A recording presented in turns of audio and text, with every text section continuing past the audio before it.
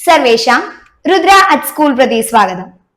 सप्तमकक्षायाः एककद्वयं समाप्य वयं तृतीयम् एककं प्रति प्रविशामः। अस्माकं तृतीयस्य एककस्य नाम शास्त्रीयता।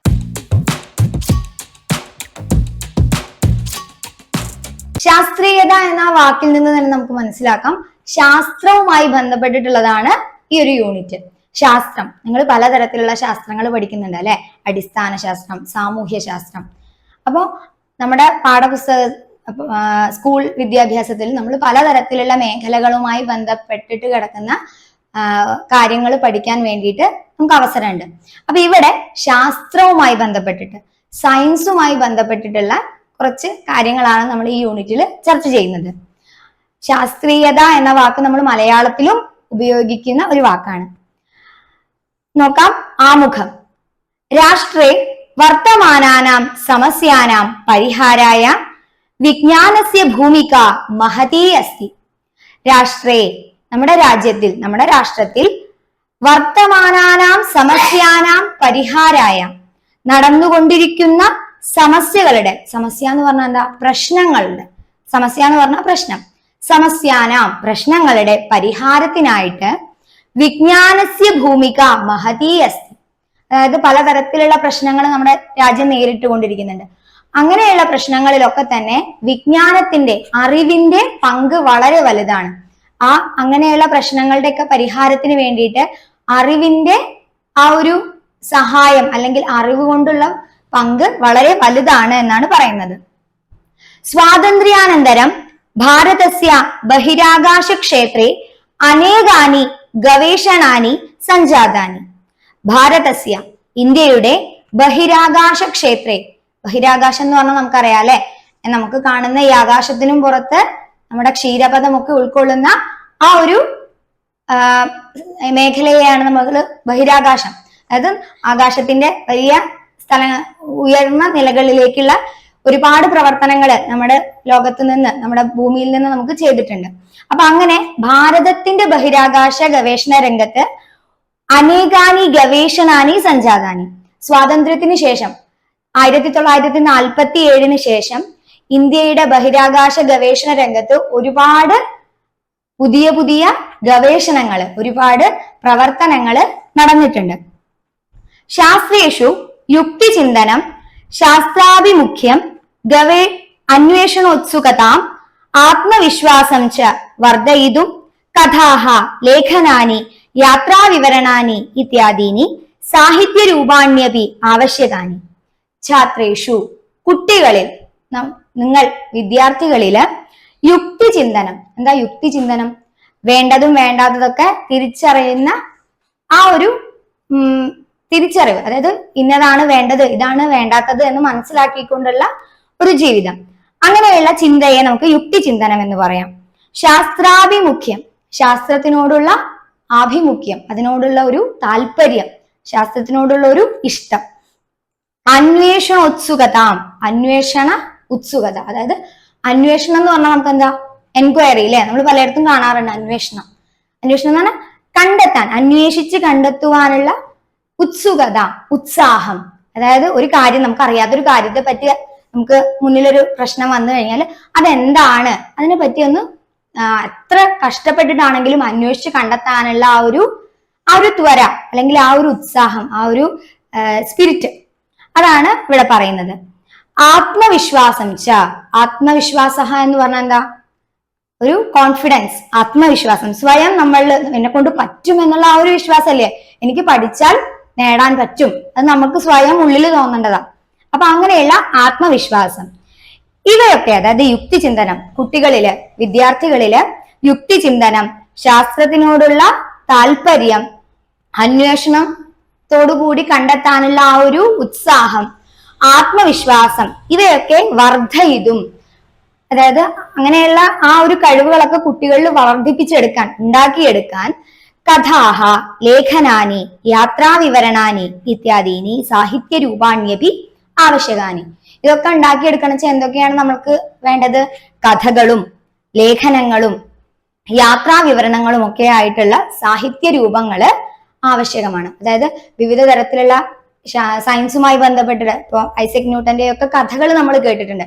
അപ്പൊ ആ കഥകളിലൂടെയൊക്കെ നമുക്ക് ശാസ്ത്രത്തിനോടൊരു ഇഷ്ടം തോന്നുന്നുണ്ട്. അതേപോലെ ലേഖനങ്ങള് നമ്മള് പലരും നടത്തിയ ഗവേഷണങ്ങളുടെ ഒക്കെ ലേഖനങ്ങൾ നമ്മൾ വായിക്കാറുണ്ട്. അപ്പൊ അതൊക്കെ നമുക്ക് അതിനോടൊരു അഭിരുചി ഉണ്ടാക്കാൻ, നമുക്ക് ആ ഒരു ഗവേഷണത്തിനോടൊക്കെ ഒരു ഇഷ്ടം തോന്നാനും സയൻസിനോടൊരു താല്പര്യം തോന്നാനൊക്കെ നമ്മളെ സഹായിക്കുന്നതാണ്. അതുപോലെ തന്നെ യാത്രാവിവരണങ്ങൾ എന്ന് പറഞ്ഞു കഴിഞ്ഞാൽ ഒരു സ്ഥലത്ത് പോയി അവര് അവിടെ കണ്ട കാഴ്ചകളൊക്കെ നല്ല ഭംഗിയായിട്ട് എഴുതിയത് നമ്മൾ വായിക്കുമ്പോൾ നമ്മൾ അവിടെ പോയൊരു ഫീല് നമുക്ക് കിട്ടും. അങ്ങനെ ഒരുപാട് പേരുടെ യാത്രാവിവരണങ്ങളൊക്കെ നമുക്ക് നമ്മുടെ സാഹിത്യ രൂപമായിട്ട് തന്നെ, അതായത് നമ്മുടെ ലൈബ്രറികളിലൊക്കെ കിട്ടുന്നുണ്ട്. ഇതൊക്കെ എന്താണ്, കുട്ടികളില് യുക്തിചിന്തനവും ശാസ്ത്രാഭിമുഖ്യവും അന്വേഷണ ഉത്സുകതയൊക്കെ വർദ്ധിപ്പിച്ചെടുക്കാൻ വേണ്ടി സഹായിക്കുന്നതാണ്. ഏകകേസ്മിൻ അസ്മിൻ ഏകകെ, ഈ ഏകകത്തില് നമ്മുടെ ഈ യൂണിറ്റില് താദൃശമേകം യാത്രാവിവരണം കഥ ച അന്തർഭവതി. എന്തൊക്കെയാണുള്ളത്? ഈ ഏകകത്തിൽ നമുക്ക് അത്തരത്തിലുള്ള താദൃശമേകം, അത്തരത്തിലുള്ള ഒരു യാത്രാവിവരണവും കഥയുമാണ് ഉൾപ്പെടുത്തിയിട്ടുള്ളത്. അപ്പൊ ഈ ശാസ്ത്രീയത എന്ന യൂണിറ്റില് നമ്മൾ യാത്രാവിവരണവും കഥയുമാണ് പരിചയപ്പെടുന്നത്. നോക്കാം. സപ്തമഹാപാഠ അനന്തം വിശ്വം അജ്ഞാതം. അനന്തം വിശ്വം അജ്ഞാതം. അനന്തം, അന്തമില്ലാത്തത്.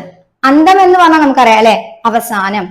അനന്തം എന്ന് പറഞ്ഞാലോ, അവസാനമില്ലാത്ത വിശ്വം. വിശ്വം എന്ന് പറഞ്ഞാൽ ലോകം.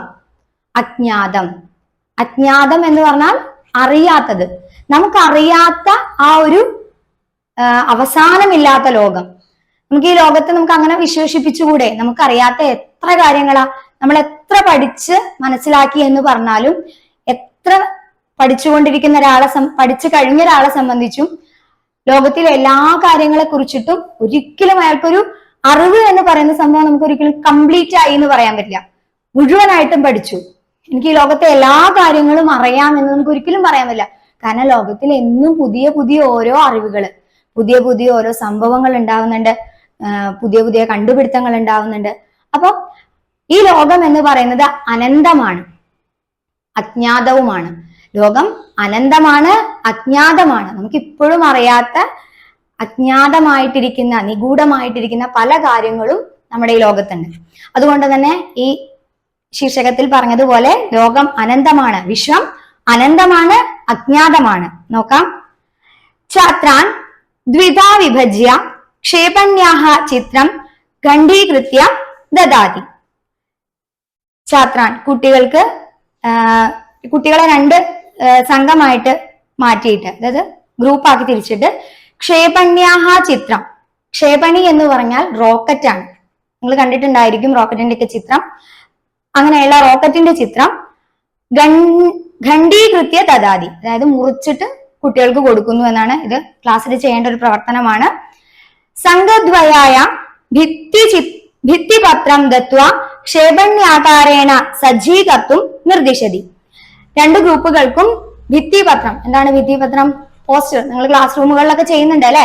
പോസ്റ്ററുകൾ, നമ്മൾ പഠിക്കുന്ന പാഠഭാഗവുമായി ബന്ധപ്പെട്ടിട്ടുള്ള പോസ്റ്ററുകൾ നമ്മൾ തയ്യാറാക്കാറുണ്ട്. അങ്ങനെ ക്ഷേപണ്യാകാരേണ, ക്ഷേപണി എന്ന് പറഞ്ഞാൽ റോക്കറ്റ് ആണ്. റോക്കറ്റിന്റെ ആകൃതിയിൽ, റോക്കറ്റിന് ഒരു മോഡൽ ഉണ്ട് അല്ലെ? അങ്ങനെ മുകൾ ഭാഗം കൂർത്ത് ഇങ്ങനെ താഴേക്ക് വരുന്ന ഒരു മോഡലിലാണ് റോക്കറ്റ്. അപ്പൊ അങ്ങനെ റോക്കറ്റിന്റെ രൂപത്തിലുള്ള ഒരു ഭിത്തിപത്രം സജ്ജീകർത്തും, തയ്യാറാക്കുവാൻ നിർദ്ദിശതി. യഹ സംഘഃ പ്രഥമം സംയോജയതി സഹ സംഘഃ വിജയീ ഭവതി. നമ്മൾ ക്ലാസ്സിൽ ചെയ്യുന്ന പ്രവർത്തനമാണ്. ഏത് ഗ്രൂപ്പാണോ ഏറ്റവും നന്നായിട്ട് ആദ്യം ഇത് കംപ്ലീറ്റ് ചെയ്യുന്നത് അവര് വിജയിയാവുന്നു. നോക്കാം. ഒരു കുട്ടി ഉറങ്ങുന്ന ചിത്രം കാണുന്നുണ്ട്. പൂർണ്ണ ശുഭ്രവർണക്ഷേപണ്യാം ഭാരതം ത്രിവർണധ്വജഃ ഗണന 3 2 1 0. യഥാ ഉക്തം തദാ മാതുരാഹ്വാനം ശ്രുത്വാ ഛടതി സ്വപ്നാദ് ഉദ്ധിത ആര്യ. പൂർണ്ണ ശുഭ്രവർണക്ഷേപണ്യാം. പൂർണ്ണ ശുഭ്രവർണം. ശുഭ്രവർണം എന്ന് പറഞ്ഞാൽ നമ്മൾ ചെറിയ ക്ലാസ്സിൽ പഠിക്കുന്നുണ്ട്. വെളുത്ത നിറത്തിനെയാണ് പറയാ ശുഭ്രവർണ. പൂർണ്ണ ശുഭ്രവർണ എന്ന് പറഞ്ഞാല് മുഴുവനായിട്ടും പൂർണ്ണമായും ശുഭ്രവർണമായിട്ടുള്ള വെളുത്ത നിറത്തിലുള്ള ക്ഷേപണ്യാം. ക്ഷേപണി എന്ന് പറഞ്ഞാൽ റോക്കറ്റ്. റോക്കറ്റിൽ ഭാരതം. നിങ്ങൾ എല്ലാവരും കണ്ടിട്ടുണ്ടായിരിക്കും, നമ്മൾ റോക്കറ്റുകളുടെ വിക്ഷേപണമൊക്കെ ലൈവായിട്ട് നമ്മളുടെ സ്കൂളുകളിലൊക്കെ നമ്മൾ പ്രദർശിപ്പിച്ചിട്ടുണ്ടായിരുന്നു. അപ്പോൾ റോക്കറ്റിന്റെ മോഡലിൽ എങ്ങനെയാണ്, താഴെ ഇന്ത്യ എന്ന് അവിടെ എഴുതിയിട്ടുണ്ടായിരിക്കും, ത്രിവർണധ്വജ, അതിന്റെ അടുത്ത് തന്നെ നമ്മുടെ ഇന്ത്യൻ പതാകയുടെ ചിത്രം. അപ്പൊ ഇവിടെ പൂർണ്ണ ശുഭ്രവർണ്ണ ക്ഷേപണ്യ ഭാരതം, ആ വെളുത്ത റോക്കറ്റിൽ എന്താണ് എഴുതിയിട്ടുള്ളത്, ഭാരതം എന്ന് എഴുതിയിരിക്കുന്നു. ത്രിവർണധ്വജ, നമ്മുടെ ഇന്ത്യൻ പതാക കൊടുത്തിരിക്കുന്നു. ഗണന, ഗണന എന്ന് പറഞ്ഞാൽ എണ്ണുക, അത് എണ്ണുന്നത് എന്താണ്, ത്രീണി ദ്വേ ഏകം ശൂന്യം, അതായത് നമ്മൾ റോക്കറ്റ് വിക്ഷേപണത്തിൽ ഇംഗ്ലീഷിൽ ഇത് പറയാറുണ്ട്. 3, 2, 1, 0 എന്ന് പറയുന്നതോട് കൂടിയിട്ടാണ് റോക്കറ്റ് ഉയർന്നു പൊന്തുന്ന ചിത്രം നമ്മൾ കണ്ടിട്ടുള്ളത്. അപ്പൊ ഇവിടെ സംസ്കൃതത്തിൽ പറയുന്നു, യഥാ ഉക്തം, എപ്പോഴാണോ പറഞ്ഞത്, തഥാ അപ്പോൾ, മാതുരാഹ്വാനം ശ്രുത്വ, മാതുഹു ആജ്ഞാനം, ആഹ്വാനം, അമ്മയുടെ വിളി കേട്ടിട്ട്, അമ്മ വിളിച്ചത് കേട്ടിട്ട്, ശ്രുത്വ കേട്ടിട്ട്, ഛടതി പെട്ടെന്ന്, സ്വപ്നാത് ഉത്ഥിത ആര്യ, സ്വപ്നത്തിൽ നിന്ന് ഉണർന്നു ആര്യ. അപ്പൊ ആര്യ സ്വപ്നം കണ്ടതായിരുന്നു, ഒരു റോക്കറ്റ് വിക്ഷേപിക്കുന്ന ഒരു സ്വപ്നമാണ് ആര്യ കാണുന്നത്. അതില് റോക്കറ്റ് ഉയർന്നു പോകുമ്പോ ക്രമത്തില് സംഖ്യകൾ പറയുന്നുണ്ട്. ആ സമയത്ത് പെട്ടെന്ന് അമ്മ വന്നിട്ട് ആര്യനെ വിളിച്ചു, ഉറങ്ങിക്കിടക്കുന്ന ആര്യയെ വിളിച്ചപ്പോ ആര്യ ആ ഒരു അമ്മയുടെ വിളി കേട്ടപ്പോ പെട്ടെന്ന് സ്വപ്നത്തിൽ നിന്ന് ഉണർന്നു.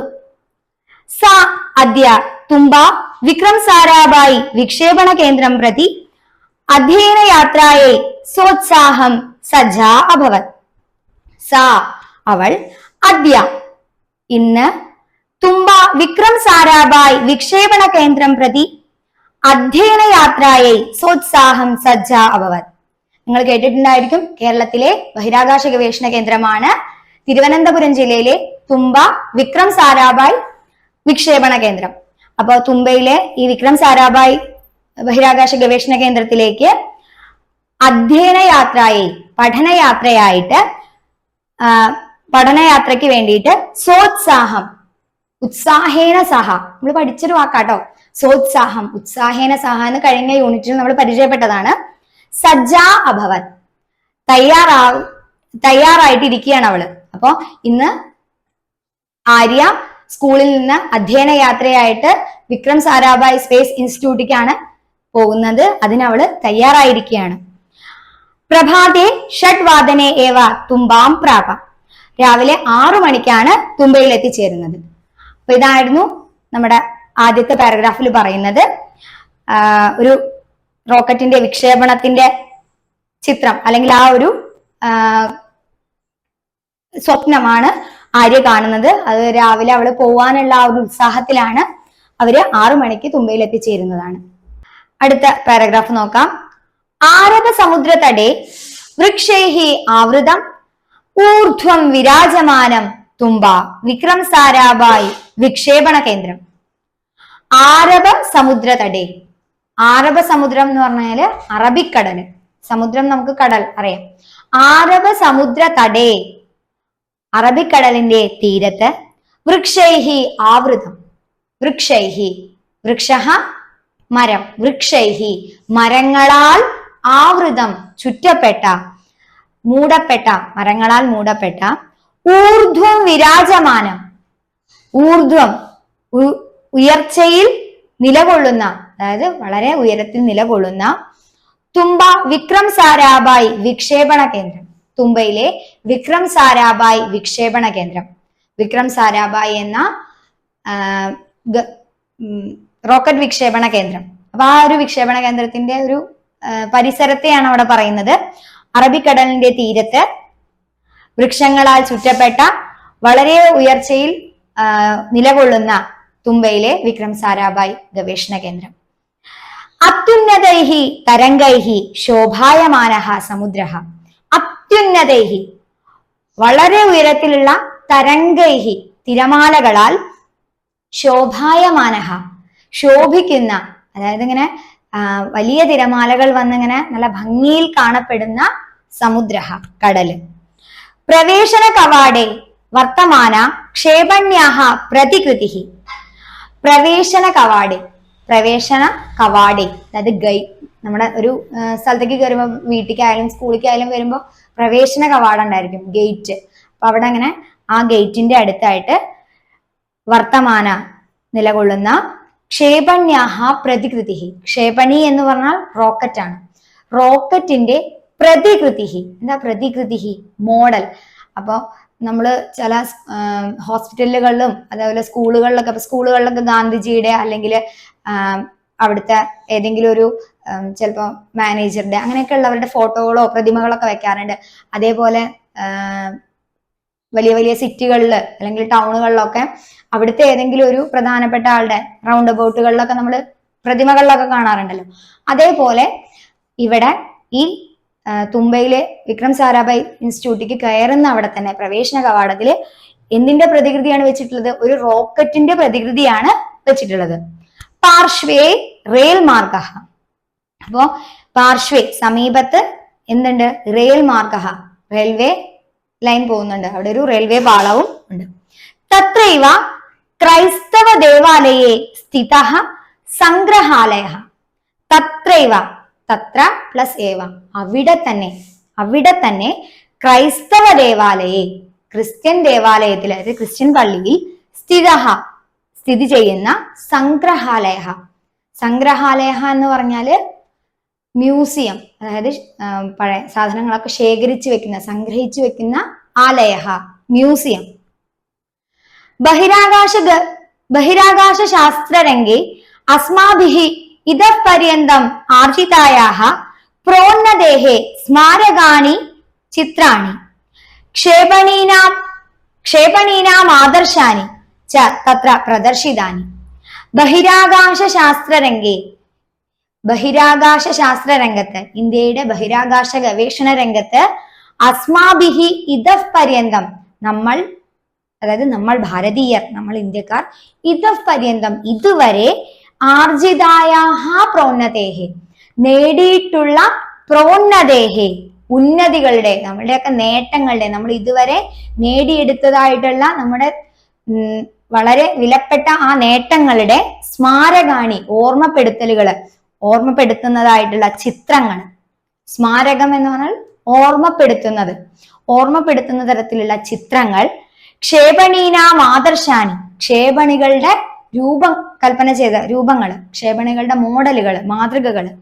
ച തത്ര പ്രദർശിതാനി, അവിടെ പ്രദർശിപ്പിച്ചിട്ടുണ്ട്. അപ്പൊ ഈ സംഗ്രഹാലയത്തില് ബഹിരാകാശ ഗവേഷണ രംഗത്ത് ഇന്ത്യയുടെ ഇതുവരെയുള്ള നേട്ടങ്ങളെ ഓർമ്മപ്പെടുത്തുന്ന തരത്തിലുള്ള ചിത്രങ്ങൾ. ഇപ്പോ ഒരു റോക്കറ്റ് വിക്ഷേപണവുമായി ബന്ധപ്പെട്ടിട്ട് അത് ഉയർന്നു പൊന്തുന്നതും അതിന്റെ പിന്നിൽ പ്രവർത്തിച്ച ശാസ്ത്രജ്ഞന്മാര്, അതേപോലെ തന്നെ അതിന്റെ ഓരോ സ്റ്റെപ്പ് ബൈ സ്റ്റെപ്പ് അത് ഉണ്ടാക്കിയെടുക്കാൻ അവർ ചെയ്ത ഓരോ കാര്യങ്ങളുടെയും ചിത്രങ്ങളും ഒക്കെ അവിടെ പ്രദർശിപ്പിച്ചിട്ടുണ്ട്. പിന്നെ അതേപോലെ തന്നെ ക്ഷേപണികളുടെ ഒക്കെ മോഡലുകൾ. അപ്പൊ ആ ഇന്ന മോഡലിന്റെ ഒരു മിനിയേച്ചർ ആണ്, ഇന്ന റോക്കറ്റിന്റെ മിനിയേച്ചർ ആണെന്നൊക്കെ പറഞ്ഞിട്ട് നമ്മൾ അവിടെ പ്രദർശിപ്പിച്ചിട്ടുണ്ട്. ചാന്ദ്രയാൻ, ഗഗനയാൻ, മംഗൾയാൻ, ആദിത്യ, പൃഥ്വി, അഗ്നി, ബ്രഹ്മോസ് ഇത്യാദീനി സംസ്കൃത നാമാനി തത്ര ദൃഷ്ട്വാ അഭിമാനേന വിസ്മിതാ ജാത. ചാന്ദ്രയാൻ നമ്മൾ കേട്ടിട്ടുള്ള പേരുകളാട്ടോ അതൊക്കെ. ചാന്ദ്രയാൻ, ഗഗനയാൻ, മംഗൾയാൻ, ആദിത്യ, പൃഥ്വി, അഗ്നി, ബ്രഹ്മോസ്. ഈ പേരുകളൊക്കെ കേൾക്കുമ്പോൾ നമുക്കറിയാം ഇതൊക്കെ എന്താണ്? റോക്കറ്റുകളുടെ പേരാണ്. നമ്മൾ പരിചിതമായ പേരുകൾ കൂടിയാണ്. എന്തുകൊണ്ടാണ് പരിചിതമായതെന്ന് പറഞ്ഞത്? ഇതെല്ലാം സംസ്കൃത ഭാഷയിൽ നമ്മൾ പഠിച്ചിട്ടുള്ള പേരുകളാണ്. ഗഗനം എന്ന് നമ്മൾ ആകാശത്തിന് പഠിച്ചതാണ്. ആദിത്യ എന്ന് പറഞ്ഞാല് സൂര്യന്റെ പര്യായമാണ്. പൃഥ്വി, അഗ്നി, ഇതൊക്കെ എന്താണ്? സംസ്കൃത പേരുകളാണ്. അപ്പൊ ഇത്തരത്തില് റോക്കറ്റുകളുടെ സംസ്കൃത നാമാനി തത്ര ദൃഷ്ട്വ, അവിടെ കണ്ടിട്ട്, സംസ്കൃത പേരുകൾ അവിടെ കണ്ടിട്ട്, അഭിമാനേന വിസ്മിതാജാത, അഭിമാനം കൊണ്ട്, ഒരു സംസ്കൃതം പേരുകളാണ് ഇതുവയ്ക്ക് കൊടുത്തത് എന്നുള്ളത് അറിഞ്ഞിട്ട്, അത് മനസ്സിലാക്കിയിട്ട് അഭിമാനം കൊണ്ട് വിസ്മിതാജാത, വിസ്മയിച്ചു പോയി, അത്ഭുതപ്പെട്ടു പോയി എന്ന് പറയാണ് നമ്മുടെ ആര്യാണല്ലേ കാണാൻ പോയത്, യാത്രാവിവരണാണ്. അപ്പോ അങ്ങനെ അറബ സമുദ്ര തടത്തില് സമീപത്ത് സ്ഥിതി ചെയ്യുന്ന വിക്രം സാരാഭായ് സ്പേസ് ഇൻസ്റ്റിറ്റ്യൂട്ടിന്റെ ഒരു യാത്രാവിവരണത്തിൽ ഇങ്ങനെ പറയുന്നു. പ്രവേശന കവാടത്തില് ക്ഷേപണിയുടെ പ്രതികൃതിയുണ്ട്, അടുത്തുകൂടെ ഒരു റെയിൽ മാർഗമുണ്ട്, അവിടെയുള്ള ക്രൈസ്തവ ദേവാലയത്തിലെ സംഗ്രഹാലയത്തിൽ ഇന്ത്യയുടെ ഇതുവരെ നേടിയ ഉന്നതികളുടെ, ബഹിരാകാശ രംഗത്തെ ഇന്ത്യയുടെ നേട്ടങ്ങളെ അവിടെ വളരെ ഭംഗിയായി ചിത്രങ്ങളായും പ്രതികൃതികളായും ഒക്കെ അവിടെ പ്രദർശിപ്പിച്ചിട്ടുണ്ട്. അവിടെ എഴുതി വെച്ചിട്ടുള്ള റോക്കറ്റുകളുടെ സംസ്കൃത പേരുകൾ കണ്ട് അഭിമാനേന വിസ്മിതാ ജാത, അഭിമാനം കൊണ്ട്, സംസ്കൃത വിദ്യാർത്ഥി എന്ന നിലയിൽ അഭിമാനം കൊണ്ട് വിസ്മിതയായി, അത്ഭുതപ്പെട്ടു പോയി എന്നാണ് പറയുന്നത്. 360 ഏകസഹസ്രതമേ വർഷേ തുമ്പേതി തീരദേശ ഗ്രാമേ ഭാരതസ്യ പ്രഥമം വിക്ഷേപണ കേന്ദ്രം പ്രാരഭത. 360 ഏകസഹസ്രതമേ വർഷേ, 1963 ആ വർഷത്തിൽ 1963 തുമ്പേതി തീരദേശ ഗ്രാമേ, തുമ്പ എന്ന തീരദേശ ഗ്രാമത്തില്, കേരളത്തിലെ തിരുവനന്തപുരം ജില്ലയിലെ തുമ്പ എന്ന് പറയുന്ന തീരദേശ ഗ്രാമത്തിലാണ് ഭാരതസ്യ പ്രഥമം വിക്ഷേപണ കേന്ദ്രം പ്രാരഭത. ഭാരതത്തിന്റെ പ്രഥമം, ആദ്യത്തെ വിക്ഷേപണ കേന്ദ്രം, റോക്കറ്റ് വിക്ഷേപണ കേന്ദ്രം ആരംഭിച്ചു. അതായത് 1963 തിരുവനന്തപുരത്തെ തുമ്പ എന്ന് പറയുന്ന ഒരു തീരദേശ ഗ്രാമത്തിലാണ് ഇന്ത്യയുടെ ആദ്യത്തെ റോക്കറ്റ് വിക്ഷേപണ കേന്ദ്രം ആരംഭിക്കുന്നത്. ISRO സംസ്ഥായാः പ്രഥമ അധ്യക്ഷസ്യ വിക്രം സാരാഭായ് മഹോദയസ്യ ഭാരതസ്യ പൂർവ രാഷ്ട്രപതേः APJ അബ്ദുൽ കലാം മഹാഭാഗസ്യ ഇതരേഷാം ശാസ്ത്രജ്ഞാനാം ച യോഗദാനമധികൃത്യ മാർഗദർശകഃ വിവൃണോതി. ISRO നമ്മൾ കേട്ടിട്ടുണ്ട് അല്ലെ, ഇന്ത്യയുടെ ബഹിരാകാശ ഗവേഷണ സ്ഥാപനമാണ്. ആ ISRO എന്ന് പറയുന്ന നമ്മുടെ ഇൻസ്റ്റിറ്റ്യൂട്ടിന്റെ പ്രഥമ അധ്യക്ഷനായിരുന്നു, അതായത് ആദ്യത്തെ അധ്യക്ഷൻ, ആദ്യത്തെ ആ ഒരു സ്ഥാനത്തിരുന്ന വ്യക്തിയായിരുന്നു വിക്രം സാരാഭായ് എന്ന് പറയുന്ന ശാസ്ത്രജ്ഞൻ. അദ്ദേഹത്തിന്റെയും, വിക്രം സാരാഭായ് മഹോദയസ്യ, ISROയുടെ ആദ്യത്തെ ഡയറക്ടറായിട്ട് ഇരുന്നിരുന്ന വിക്രം സാരാഭായ് എന്ന മഹോദയസ്യ, അദ്ദേഹത്തിന്റെയും ഭാരതസ്യ പൂർവ രാഷ്ട്രപതേः APJ അബ്ദുൽ കലാം മഹാഭാഗസ്യ, നമുക്ക് എല്ലാവർക്കും പരിചിതമായൊരു പേരാണല്ലേ APJ അബ്ദുൽ കലാം എന്ന ഇന്ത്യയുടെ മിസൈൽ മാൻ എന്നറിയപ്പെടുന്ന, ഇന്ത്യയുടെ മുൻ രാഷ്ട്രപതി കൂടിയായിരുന്ന APJ അബ്ദുൽ കലാം. അദ്ദേഹവും ഗവേഷണ രംഗത്ത് വളരെ വലിയൊരു ഭാഗം ഗ്രഹിച്ച ഒരാളായിരുന്നു. അപ്പൊ അങ്ങനെയുള്ള APJ അബ്ദുൽ കലാമിന്റെയും ഇതരേഷാം ശാസ്ത്രജ്ഞാനം, മറ്റ് ശാസ്ത്രജ്ഞന്മാരുടെയും, ഈ ഒരു റോക്കറ്റ് അല്ലെങ്കിൽ ഒരു ഉപഗ്രഹം വിക്ഷേപിക്കുമ്പോൾ ഒരു വ്യക്തിയല്ല അതിന്റെ പിന്നിൽ പ്രവർത്തിക്കുന്നത്, ഒരുപാട് ശാസ്ത്രജ്ഞന്മാരുടെ ഒരുപാട് നാളത്തെ കഠിന പ്രയത്നത്തിന്റെ ഫലമായാണ് നമ്മൾ ഒരു റോക്കറ്റ് വിക്ഷേപിക്കുന്നത്. അതിന് കൃത്യമായ ഒരു ലക്ഷ്യത്തോടു കൂടി, കൃത്യമായ ഒരു പ്ലാനിങ്ങോട് കൂടി അവര് ദിവസങ്ങളോളം അല്ലെങ്കിൽ വർഷങ്ങളോളം അതിന്റെ പിന്നിൽ നല്ലോണം വർക്കൗട്ട് ചെയ്തിട്ടാണ് നമുക്ക് അങ്ങനെയുള്ള ഒരു ഉയർച്ച അല്ലെങ്കിൽ അങ്ങനെയുള്ള ഒരു ഉന്നതിയിലേക്ക് നമ്മളെ എത്തിക്കാൻ സാധിക്കുന്നത്.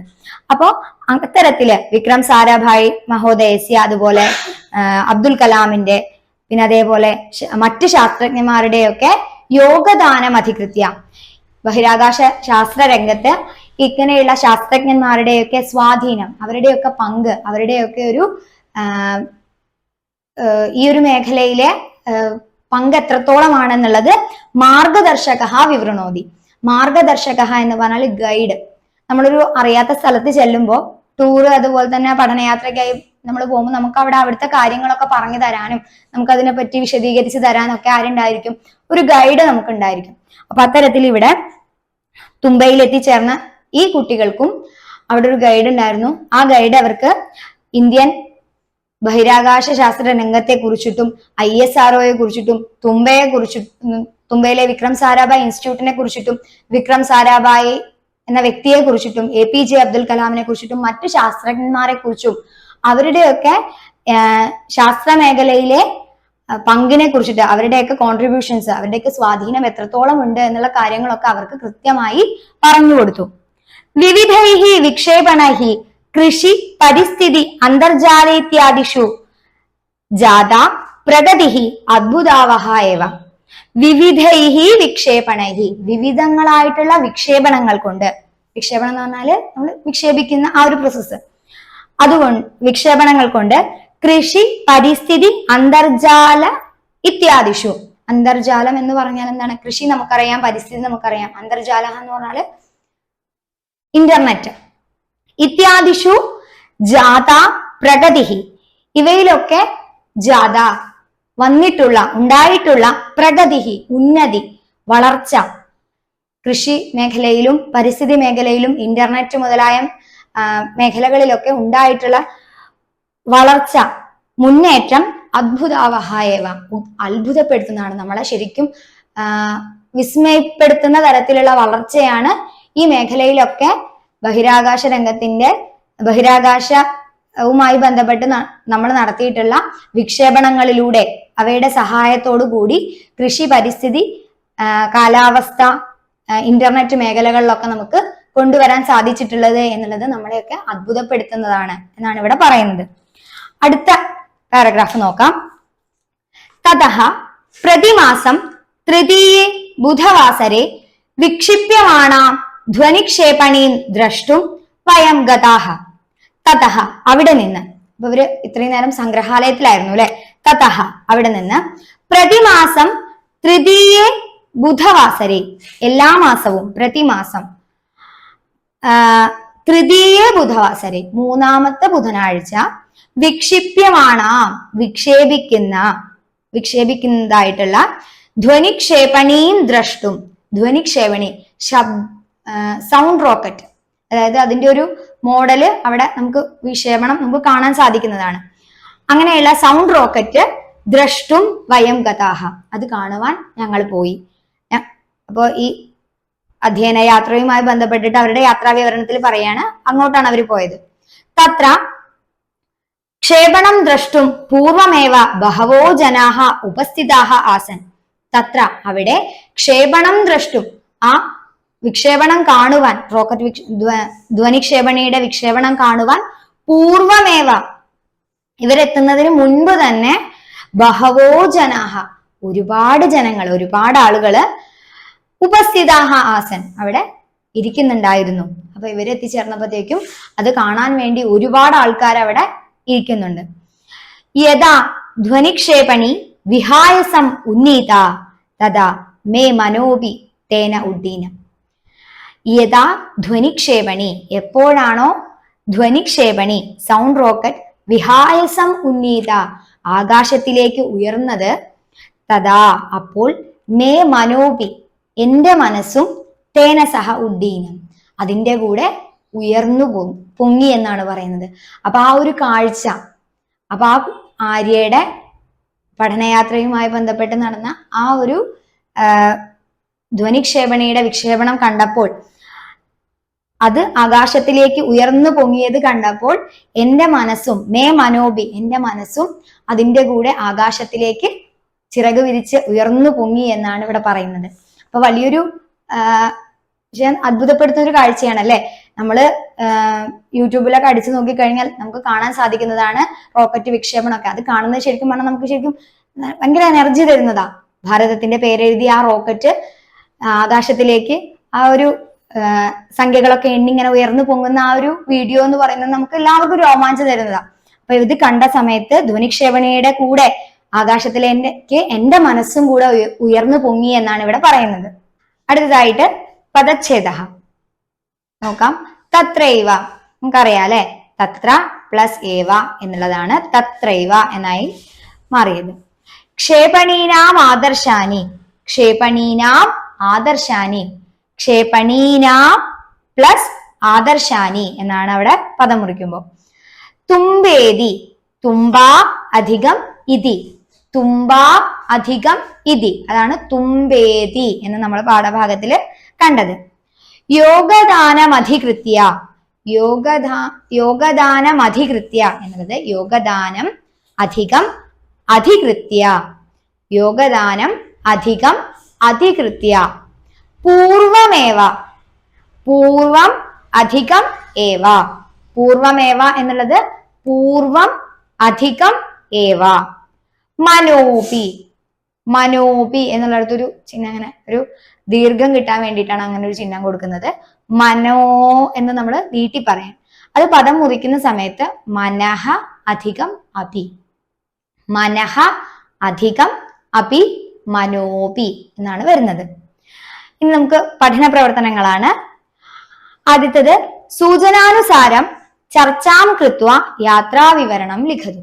നമ്മൾ ക്ലാസ്സിൽ ചർച്ച ചെയ്ത ഒരു യാത്രാ വിവരണം എഴുതാനാണ് പറയുന്നത്. നിങ്ങൾ പോയ ഒരു പഠനയാത്രയുടെ ആവാം, നിങ്ങൾ എല്ലാവരും കൂടി വളരെ രസകരമായി പോയ ഒരു പഠനയാത്രയുടെ യാത്രാ വിവരണം എഴുതാം നമുക്കതിന് ആ ഒരു ഭാഗത്ത്. അപ്പൊ സൂചന കൊടുത്തിട്ടുണ്ട്.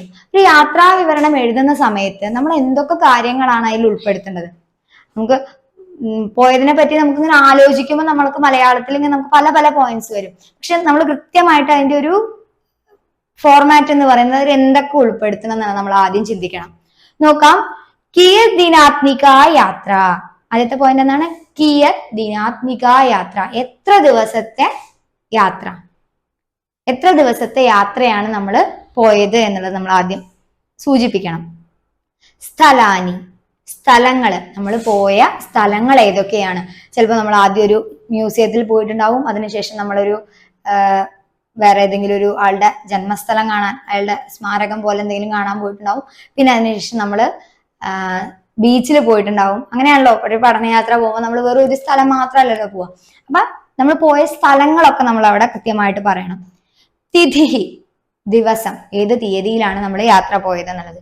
സമയഃ, അതിന് വളരെ പ്രാധാന്യമുണ്ട് അല്ലെ. നമ്മൾ സ്കൂളിൽ നിന്നും ഇത്ര സമയത്തിൽ ഇത്ര മണിക്കാണ് നമ്മൾ പുറപ്പെട്ടത്, ഇന്ന സ്ഥലത്ത് നമ്മൾ മ്യൂസിയത്തിൽ ഇത്ര സമയത്ത് എത്തിച്ചേർന്നു, അവിടെ നിന്ന് നമ്മൾ എത്ര മണിക്കാണ് അടുത്ത സ്ഥലത്തേക്ക് പോയത്. അങ്ങനെ സമയം അവിടെ ശരിക്കും കൃത്യമായിട്ട് നമ്മൾ സൂചിപ്പിക്കേണ്ടതാണ്. പിന്നെ ദൃഷ്ടാനി കാര്യാണി, ദൃഷ്ടാനി കാര്യാണി, കണ്ട കാര്യങ്ങള്. കണ്ട കാര്യങ്ങൾ എന്ന് പറഞ്ഞാൽ മ്യൂസിയത്തിൽ കണ്ട കാര്യങ്ങൾ മാത്രമല്ല, യാത്രയിൽ നമ്മൾ കണ്ട ഒരുപാട് കാര്യങ്ങൾ ഉണ്ടായിരിക്കും. നമ്മൾ പോകുന്ന സമയത്തായിരിക്കും നമുക്ക് ചിലപ്പോൾ ഒരു റെയിൽവേ ക്രോസ് വരുന്നത്. അപ്പൊ അവിടെ നമ്മളെ ഗേറ്റ് അടവിൽ പെട്ടു, റെയിൽ പോകുന്നുണ്ടാവും. അപ്പൊ നമ്മൾ റെയിൽ യാനം ദൃഷ്ടവന്ത അല്ലെ. അപ്പൊ നമ്മൾ കണ്ട കാഴ്ചകളൊക്കെ നമ്മുടെ യാത്രാ വിവരണത്തിൽ നമുക്ക് ഉൾപ്പെടുത്താം. ഭക്ഷണം, ഭക്ഷണം നമ്മൾ എന്തായാലും പുറത്തു നിന്നുള്ള ഭക്ഷണങ്ങൾ ഇഷ്ടപ്പെടുന്നവരാണ് അല്ലെ. അപ്പൊ അത് കാരണം നമ്മൾ ഭക്ഷണം അതെ എന്തെങ്കിലും വെറൈറ്റി ആയിട്ട്, അല്ലെങ്കിൽ ചിലപ്പോൾ നമ്മൾ സ്കൂളിൽ നിന്ന് ഉണ്ടാക്കി കൊണ്ടുപോയിട്ടുണ്ടായിരിക്കാം, അല്ലെങ്കിൽ എവിടെയെങ്കിലും ഒരുമിച്ചിരുന്നിട്ട് പഠനയാത്രകളൊക്കെ ആവുമ്പോൾ മിക്കവാറും നമ്മൾ അങ്ങനെയാണ്, എല്ലാവരും കൂടി ഏതെങ്കിലും ഒരു പാർക്കിലോ അല്ലെങ്കിൽ ഒരു മരച്ചുവട്ടിലൊക്കെ എല്ലാവരും കൂടി ഇരുന്നിട്ടൊക്കെ കഴിക്കും. പല സ്കൂളുകളിലും പല പോലെ ആയിരിക്കും. അപ്പൊ അങ്ങനെ നമ്മൾ എവിടെ ഇരുന്നിട്ടാണ് ഭക്ഷണം കഴിച്ചത്, എല്ലാവരും കൂടി വട്ടം കൂടി മരത്തിന്റെ ചുവട്ടിലൊക്കെ ഇരുന്ന് കഴിച്ചു എന്നൊക്കെ പറയുന്നത് നമുക്കൊരു പുതിയൊരു അനുഭവങ്ങളായിരിക്കും. അപ്പൊ അങ്ങനെയുള്ള കാര്യങ്ങളൊക്കെ ഉൾപ്പെടുത്തുക. ഭക്ഷണം എന്നുള്ളതിൽ എന്ത് കഴിച്ചു, എപ്പോഴാണ്, പിന്നെ അതേപോലെ തന്നെ സ്നാക്സ് ആയിട്ട് നമ്മൾ എന്തെങ്കിലും കഴിച്ചിട്ടുണ്ടെങ്കിൽ അതൊക്കെ നമുക്ക് അവിടെ പറയാം. യാത്രായാഹ പ്രയോജനാനി, അവസാനത്തെ പോയിന്റാണ് യാത്രായാഹ പ്രയോജനാനി, യാത്രയുടെ പ്രയോജനം. നമ്മളിപ്പോ പഠനയാത്രയായിട്ട് പോകുന്ന സമയത്ത് നമ്മളുടെ പാഠപുസ്തകവുമായി ബന്ധപ്പെട്ടിട്ട് എന്തെങ്കിലും ഒരു കാര്യം ഉണ്ടായിരിക്കും, ഒരു പഠന ലക്ഷ്യം ഉണ്ടായിരിക്കുമല്ലോ, അതിൽ അനുസരിച്ചിട്ടായിരിക്കും നമ്മൾ ആ യാത്ര പ്ലാൻ ചെയ്തിട്ടുണ്ടാവുക. ഇപ്പൊ കലാമണ്ഡലത്തിലേക്ക് നമ്മളൊരു യാത്ര പോവാണെന്ന് വിചാരിക്കാം. കലാമണ്ഡലത്തിൽ നമ്മൾ കലാരൂപങ്ങളുമായിട്ടുള്ള കാര്യങ്ങൾ നമ്മുടെ പാഠപുസ്തകത്തിൽ ഉണ്ടെങ്കിൽ നമുക്ക് അതിനെപ്പറ്റി കൂടുതൽ അറിയാൻ വേണ്ടിയിട്ട്, അതിൽ കുട്ടികൾക്ക് അതിനെപ്പറ്റി അറിയാനും കാണാനും അവിടുത്തെ കലാരൂപങ്ങൾ ഏതൊക്കെയാണെന്ന് മനസ്സിലാക്കാനും ഒക്കെ ആയിരിക്കും ആ ഒരു യാത്ര. അപ്പൊ അത്തരത്തിൽ നമ്മളൊരു യാത്രയിലൂടെ നമ്മൾ എന്തൊക്കെ മനസ്സിലാക്കി എന്നുള്ളത് അതിന്റെ പ്രയോജനമാണ്. എന്തൊക്കെ കണ്ടു, എന്തൊക്കെ മനസ്സിലാക്കി എന്നുള്ളതൊക്കെ നമുക്ക് അവിടെ പ്രയോജനങ്ങൾ എന്നുള്ള ആ ഒരു പോയിന്റിലൂടെ നമുക്ക് എഴുതി ചേർക്കാവുന്നതാണ്. അപ്പൊ അത്തരത്തിൽ നിങ്ങളെല്ലാവരും നിങ്ങളുടെ ക്ലാസ് റൂമുകളിൽ കൂട്ടമായി ചേർന്ന് നിങ്ങൾ പോയ ഒരു പഠനയാത്രയുടെ ഒരു യാത്രാ വിവരണം എഴുതി തയ്യാറാക്കുക. അതിൽ ഉൾപ്പെടുത്തേണ്ട കാര്യങ്ങൾ കൃത്യമായി നമ്മൾ അതിൽ എഴുതി ചേർക്കുക കൂടി വേണം കേട്ടോ. അടുത്ത പ്രവർത്തനം നോക്കാം. ചിത്രം ദൃഷ്ട്വ സൂചനാനുസാരം വാക്യാനി ലിഖതു. ചിത്രം ദൃഷ്ട്വ, ചിത്രം നോക്കിയിട്ട് സൂചനക്കനുസരിച്ച് വാക്യങ്ങൾ എഴുതാനാണ് പറയുന്നത്. ചിത്രം നോക്കി നോക്കൂ. ഇത് എവിടുത്തെ ചിത്രമായിരിക്കും? ഒരു റോക്കറ്റ് ഉയർന്നു പോകുന്നുണ്ട്, ഒരു സൈഡ് ഫുള്ള് കടലാണ്, ഒരുപാട് മരങ്ങളുണ്ട്, അടുത്തൊരു ക്രൈസ്തവ ദേവാലയമുണ്ട്, ഒരു ക്രിസ്ത്യൻ പള്ളി കാണുന്നുണ്ട്. അപ്പൊ നമുക്ക് ഏതായിരിക്കും ഈ സ്ഥലം? നമ്മൾ പഠിച്ച തുമ്പ വിക്രം സാരാഭായ് വിക്ഷേപണ കേന്ദ്രമാണെന്നുള്ളത് നമുക്ക് പെട്ടെന്ന് തന്നെ മനസ്സിലാവും അല്ലെ. അപ്പൊ ഇവിടെ ഈ ഒരു ചിത്രം നോക്കിയിട്ട് നമ്മളോട് വാക്യങ്ങൾ ഉണ്ടാക്കാനാണ് പറയുന്നത്.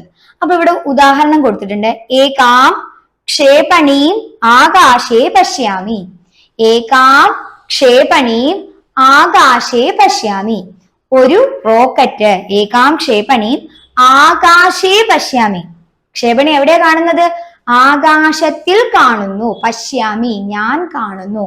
പശ്യാമി എന്ന് വരുമ്പോൾ നമ്മൾ പഠിച്ചിട്ടുണ്ട് പശ്യാമി എന്നുള്ളത് ഉത്തമ പുരുഷനായിട്ടുള്ള ഏകവചനമായ അഹം എന്നുള്ളതിന്റെ കൂടെയാണ്. അഹം കർത്താവായിട്ടിരിക്കുമ്പോഴാണ് പശ്യാമി എന്ന് ക്രിയ വരുന്നത്. അപ്പൊ പശ്യാമി ഞാൻ കാണുന്നു. അഹം ആകാശേ, അഹം ഏകം ക്ഷേപണി ആകാശേ പശ്യാമി എന്നാണ് മുഴുവനായിട്ട് പറയുമ്പോൾ. അപ്പൊ ഇവിടെ അഹം എന്ന് ചേർത്തിട്ടില്ല എന്നേ ഉള്ളൂ. അപ്പൊ അതുപോലെ നമ്മൾ വാക്യങ്ങൾ ഉണ്ടാക്കുകയാണെങ്കിൽ അഹം ഏകം ക്രൈസ്തവ ദേവാലയം പശ്യാമി, അല്ലെ, ഞാനൊരു ക്രിസ്ത്യൻ പള്ളി കാണുന്നു. അഹം സമുദ്രം പശ്യാമി, സമുദ്രം കാണുന്നു. അപ്പൊ പശ്യാമി എന്ന് വരുമ്പോൾ ആ കാണുന്ന ആളാരാണ്? അഹം ഞാനാണ്. അതുകൂടെ നിങ്ങൾ മനസ്സിലാക്കി സൂചനക്കനുസരിച്ച് നിങ്ങൾ കാണുന്ന കാര്യങ്ങളെയൊക്കെ ഓരോ പോയിന്റ് ആയിട്ട് വാക്യങ്ങൾ ഉണ്ടാക്കി കൂടുതൽ വാക്യങ്ങൾ എഴുതി ചേർക്കാം. അടുത്ത പ്രവർത്തനം, സൂചനാനുസാരം കോഷ്ടകാത് ഉചിതം പ്രശ്നവാചക ശബ്ദം ചിത്വ പ്രശ്നാൻ നിർമാതു. സൂചനക്കനുസരിച്ച് കോഷ്ടകാത് ബ്രാക്കറ്റിൽ നിന്ന് ഉചിതമായ പ്രശ്നവാചക ശബ്ദം. എന്താണ് പ്രശ്നവാചക ശബ്ദം? പ്രശ്ന എന്ന് പറഞ്ഞാൽ ചോദ്യമാണ്. ചോദ്യവാചക ശബ്ദം, അതായത് ക്വസ്റ്റ്യൻ വേർഡ്. എന്തൊക്കെയാണ് ക്വസ്റ്റ്യൻ വേർഡ്? എന്ത്, ഏത്, ആര്, എപ്പോൾ, എന്തിന്, ഇങ്ങനെയുള്ള ചോദ്യം ചോദിക്കാൻ ഉപയോഗിക്കുന്ന വാക്കുകളെ നമുക്ക് ക്വസ്റ്റ്യൻ വേർഡ്സ് അല്ലെങ്കിൽ പ്രശ്നവാചക ശബ്ദം എന്ന് പറയാം. അങ്ങനെയുള്ള പ്രശ്നവാചക ശബ്ദങ്ങൾ ഇവിടെ ബ്രാക്കറ്റിൽ കൊടുത്തിട്ടുണ്ട്. ആ വാക്കുകൾ ഉപയോഗിച്ച് നമ്മളോട് ചോദ്യങ്ങൾ ഉണ്ടാക്കാനാണ്. നമ്മളോട് അവര് ചോദ്യം ചോദിക്കുകയല്ല, ഇവിടെ ഉത്തരങ്ങൾ തന്നിട്ടുണ്ട്, നമ്മൾ ചോദ്യങ്ങൾ ഉണ്ടാക്കണം. നോക്കാം. ബ്രാക്കറ്റിൽ എന്താണ്? കഹ. കഹ എന്ന് പറഞ്ഞാൽ എന്താണ് അർത്ഥം?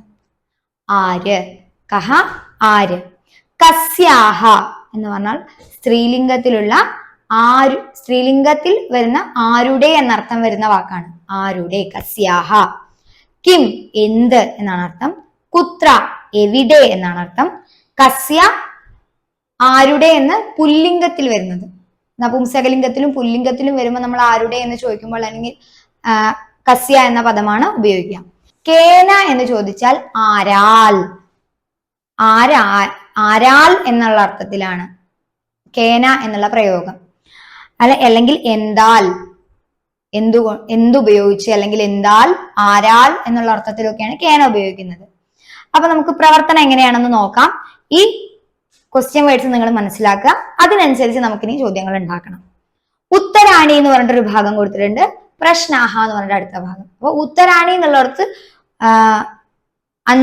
6 ഉത്തരങ്ങൾ കൊടുത്തിട്ടുണ്ട്. 6 ഉത്തരങ്ങൾ കൊടുത്തിട്ടുണ്ട്. ആ ഉത്തരങ്ങളുടെ ചോദ്യം നമ്മൾ ഉണ്ടാക്കണം. അപ്പൊ ഉദാഹരണം 1 കൊടുത്തിട്ടുണ്ട്. ഭാരതീയ ബഹിരാകാശ പദ്ധതേഹേ പിതാ ഭവതി ഡോക്ടർ വിക്രം സാരാഭായ്. അപ്പൊ അണ്ടർലൈൻ ചെയ്ത വാക്കുകൾ ഉണ്ട് അല്ലെ അതില്. ഡോക്ടർ വിക്രം സാരാഭായ് എന്നുള്ള ആ ഒരു വേർഡിനാണ്, അദ്ദേഹത്തിന്റെ പേരിനാണ് അവിടെ എന്ത് കൊടുത്തിട്ടുള്ളത്? അണ്ടർലൈൻ കൊടുത്തിട്ടുള്ളത്. അപ്പൊ അതാണ് ഉത്തരം വരേണ്ടത്. അണ്ടർലൈൻ ചെയ്ത വാക്കാണ് ഉത്തരമായിട്ട് വരേണ്ടത്. അപ്പൊ അത് ഉത്തരം കിട്ടുന്ന രീതിയിൽ വേണം നമ്മൾ ചോദ്യം ഉണ്ടാക്കാൻ. ഉത്തരം എങ്ങനെയാണ്? ഭാരതീയ ബഹിരാകാശ പദ്ധതേഹേ പിതാ ഭവതി ഡോക്ടർ വിക്രം സാരാഭായ്. ബഹിരാകാശ പദ്ധതിയുടെ പിതാവാണ് ഡോക്ടർ വിക്രം സാരാഭായ്. അപ്പൊ ആരാണ് എന്ന് ചോദിച്ചാലാണ് അദ്ദേഹത്തിന്റെ പേര് കിട്ടുക. അപ്പൊ ആരാണ് ഭാരതീയ ബഹിരാകാശ പദ്ധതിയുടെ പിതാവ് എന്ന് നമുക്ക് ചോദ്യം ചോദിക്കണം. കൊടുത്തിട്ടുണ്ട് ഭാരതീയ ബഹിരാകാശ പദ്ധതേഹേ പിതാ കഹ.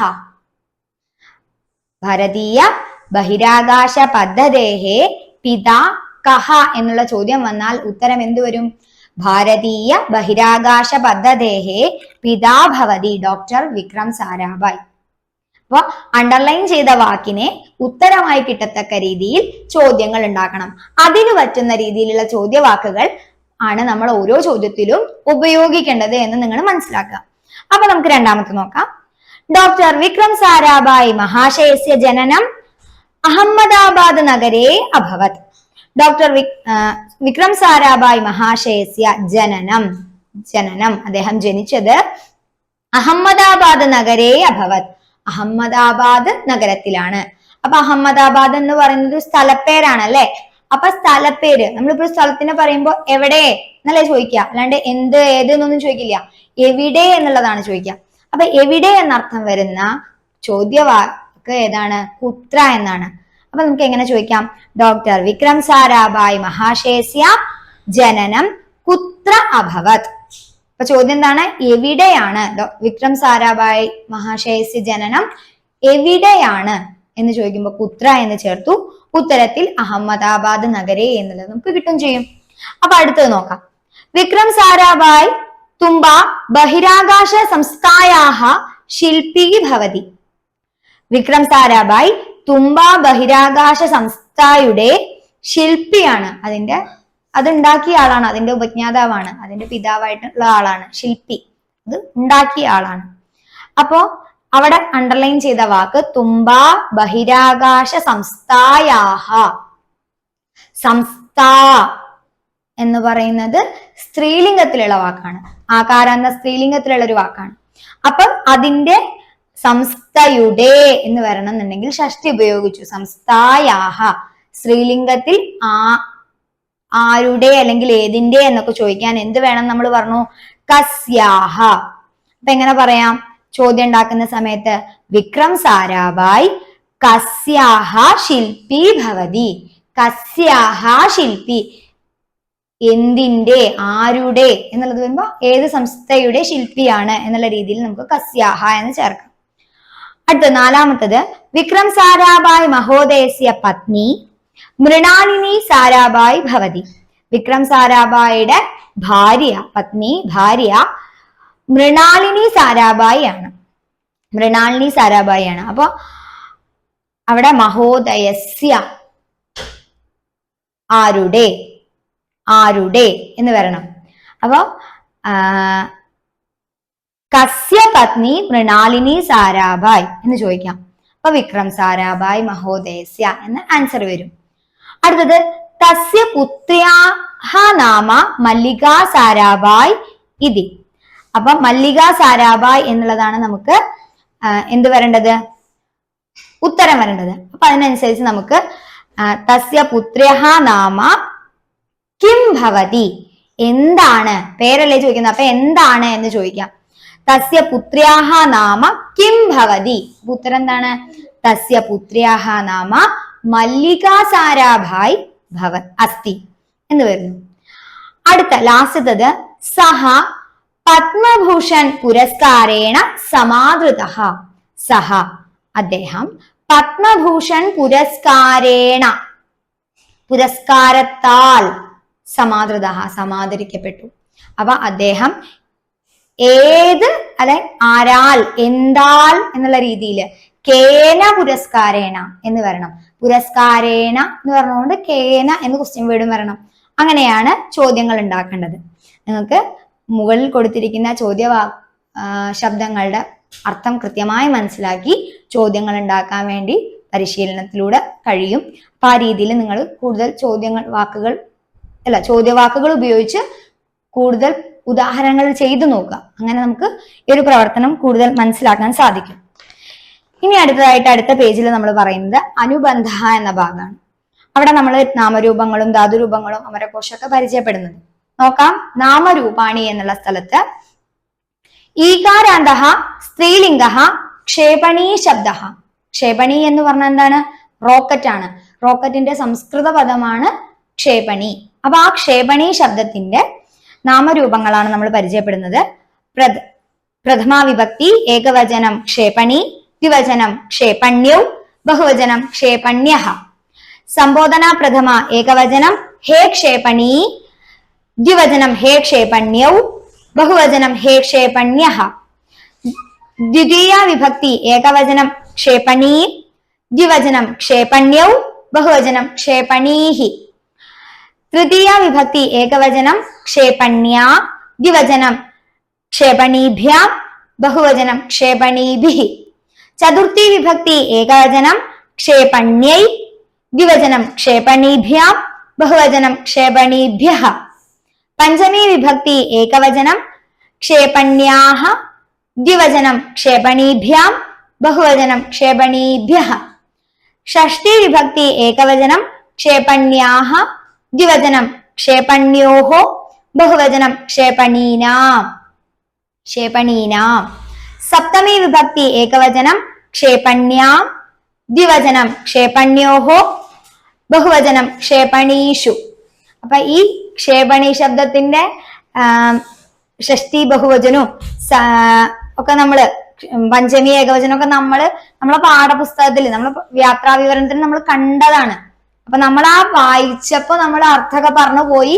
അപ്പൊ അത് എങ്ങനെയാണ് രൂപം, അതിന്റെ കൃത്യമായ അർത്ഥം നിങ്ങൾക്ക് ഏത് വിഭക്തിയിലാണ് ഏത് വചനത്തിലാണ് എന്നുള്ളതൊക്കെ കുറച്ചും കൂടി കൃത്യമായിട്ട് മനസ്സിലാക്കാൻ ഈ ഒരു നാമരൂപങ്ങളുടെ ഈ ഒരു ഭാഗം സഹായിക്കും. അതിന്റെ സഹായത്തോടു കൂടി നിങ്ങൾ യാത്രാവിവരണം കൂടുതൽ വായിക്കുക, മനസ്സിലാക്കുക. അടുത്തത് ധാതുരൂപാണി. ധാതുരൂപത്തിൽ ഇവിടെ പറയുന്നത് ദൃശിര് പ്രേക്ഷണേ, കാണുന്നു എന്നർത്ഥം വരുന്ന ദൃശിര് പ്രേക്ഷണേ എന്ന ധാതുവിന്റെ പരസ്മേപതി ലങ് ലകാര രൂപമാണ്. ലങ് എന്ന് പറഞ്ഞാല് ഏതാണ്? ഭൂതകാലാർത്ഥത്തിലാണ് ലങ് വരുന്നത്. അപ്പൊ ഭൂതകാലാർത്ഥത്തില് ദൃശിര് പ്രേക്ഷണേ എന്ന ധാതുവിന്റെ പരസ്മേപതിയിലുള്ള രൂപങ്ങളാണ് പ്രഥമ പുരുഷ ഏകവചനം അപശ്യത്, ദ്വിവചനം അപശ്യതാം, ബഹുവചനം അപശ്യൻ. മധ്യമ പുരുഷ ഏകവചനം അപശ്യഃ, ദ്വിവചനം അപശ്യതം, ബഹുവചനം അപശ്യത. ഉത്തമ പുരുഷ ഏകവചനം അപശ്യം, ദ്വിവചനം അപശ്യാവ, ബഹുവചനം അപശ്യാമ. ഇങ്ങനെയാണ് വരുന്നത്. അപ്പോ അടുത്ത ഭാഗം നോക്കാം. അമരകോശ. അമരകോശം എന്ന് പറയുന്നത് നമുക്ക് ഒരു പദത്തിന്റെ തന്നെ സമാന ആശയത്തിൽ വരുന്ന സമാന അർത്ഥത്തിൽ വരുന്ന വാക്കുകളെ പരിചയപ്പെടുത്തുന്ന ഒരു ഗ്രന്ഥമാണ്. അതിലിവിടെ നമ്മുടെ പാഠഭാഗവുമായി ബന്ധപ്പെട്ടിട്ട് 3 പദങ്ങളുടെയാണ് നമ്മൾ പരിചയപ്പെടുന്നത്. വൃക്ഷഃ നമ്മൾ മുൻപ് പഠിച്ചിട്ടുള്ളതാണ് കേട്ടോ. വൃക്ഷഃ എന്നുള്ളത് ഇവിടെ വീണ്ടും പറയുന്നു. വൃക്ഷോ മഹീരുഹ ശാഖീ വിടപി പാദപസ്തരുഹു. വൃക്ഷഃ മഹീരുഹഃ ശാഖീ വിടപി പാദപഃ തരുഹു. മരം എന്നർത്ഥം വരുന്ന വാക്കുകളാണ് വൃക്ഷഃ, മഹീരുഹഃ, ശാഖീ, വിടപി, പാദപഃ, തരുഹു. അടുത്തത് തരംഗഃ. തരംഗഃ എന്ന് പറഞ്ഞാൽ നമ്മൾ എന്താ പറഞ്ഞത്? അത്യുന്നതൈഹി തരംഗൈഹി ശോഭായമാനഃ സമുദ്രഃ. അത്യുന്നതങ്ങളായ തരംഗങ്ങളാൽ, തിരമാലകളാൽ. അപ്പൊ തരംഗഃ എന്ന് പറഞ്ഞാൽ തിരമാല എന്നുള്ള അർത്ഥത്തിലാണ്.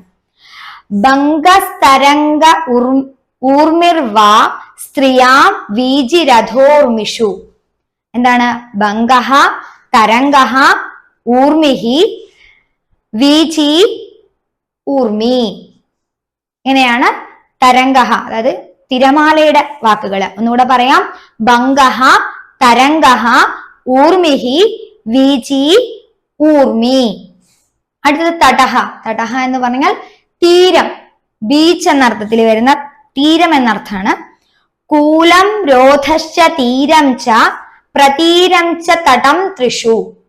കൂലം, രോധഃ, തീരം, പ്രതീരം, തടം.